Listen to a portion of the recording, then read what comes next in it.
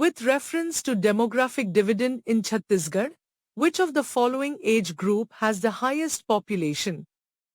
0 14 years 15 64 years more than 64 years more than 100 years. Explanation. Correct answer. Demographic dividend refers to the potential economic growth that results from shifts in a population's age structure. This potential is highest when the proportion of the working age population, typically defined as 15 to 64 years, is larger than the dependent age groups 0 to 14 and over 64. Therefore, the age group 15 to 64 years has the highest population during the period of demographic dividend.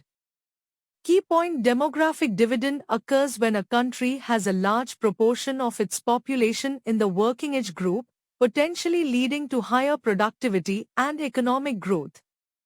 Additional information: Chhattisgarh is considered to be in a phase of demographic dividend, where its relatively young population structure offers an opportunity for economic acceleration if harnessed effectively through investments in education,